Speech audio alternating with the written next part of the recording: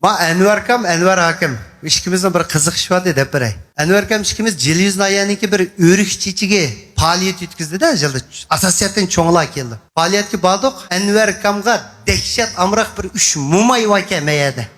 Ben yumurumdu sizde boş mumaylarını kışıt otadım o meni 10 tengamidi ola hey. Enver Hakim tonamsa dedi o tonime yakşı akam. Biz bunun razı bol ana degan naqsıga ülümüz ma üçümüz. Beşetin düşken bizden resim çürüküne Enver Hakim bilen dedi. Boludu. Dep Enver Hakimni hoş okasın dep apıla. Hem de Enver Hakim'nin anısına orundaki ayarlarken size birden yaxşı tileklerini dep koyunla Enver Hakim'e atsam nim deymiz dedi. Siz Enver Hakim'miş razı bol ana diye nakşınızın dehşet anlattık. Onlarımızı esleyimiz demişler köngül yasan.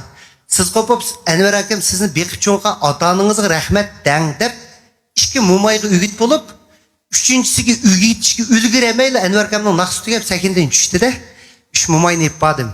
Veredim. Cinin balam bir resim çizsek kilin da birinci mumayını resim tartış aldı da mumay dedi. Enver razı bol ana diye nakşamı cinin balam. Şunçilik anlaymak o men. Şundak itip senke ömrün uzun bulsun dep gipini cündep dedi. Bir parça resim tattım. İkinci mumay Enver Hakimla yakşı mı? Biz bilimiz dadanı. Bu şunçilik ata-anan şunçilik. Ben cıkbalı tuğdum. Birsim sendeki çıkmadı. Şunçilik ata-anan'a rahmet de bu. İkinci mumay düştü. Üçüncü mumay ülgüremey. Enver balam ben kiçigimden senin nakşanı anlap çoğun olgandaydı. Rahmet. Dotbulamka işlerin tekimi neticelik olsun. Salamet boğun aka.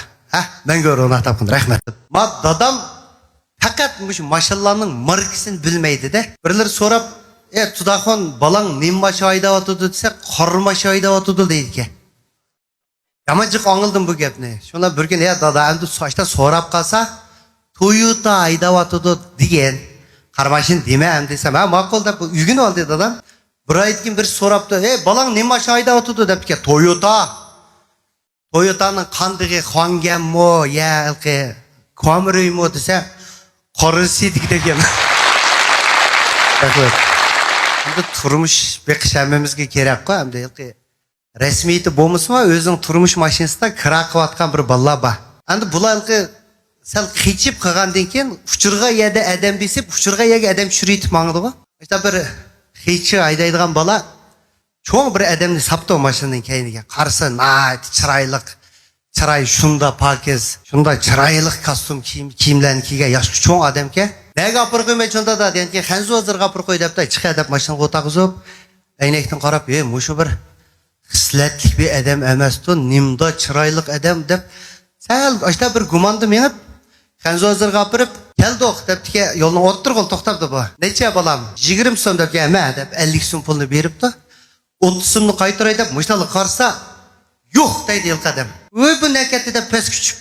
Ya şunda da deb qarsa hech yer yo'q, tuyuqsiz yo'qa ketdi de. Asli bu xislatlik adam dika bu. Bir arzu armonlarimni dapaqidga ishtiga da bu 50 so'mda hashilmay ko'zlariga surtib uchurga adamga mag'ib xislatlik adam uchurma 50 so'm shuning puli deb bir haftani o'tkazib yangi hayotni ketib olsa yil xislatlik adam yana uchura qapti buningga. İneklari tengiq, mayallari tatoq va bir qo'l gips qatirilgan. Da to'n qilib qishig'irib, ya shunda da o'tganda ilqi mashina debki, odam emas. Shu sanqo. To'nibdi u odamma. Ya shu 50 so'mni berding. 20 so'mni tutib kelib, 30 so'mni qaytaray deb misol qarsam, yo'q. Ne ketdi? Desa, og'zi uchuq shashuda to'xtatib qo'ysang, ana qishib ketmaman demi? Kim bitkir ketdi.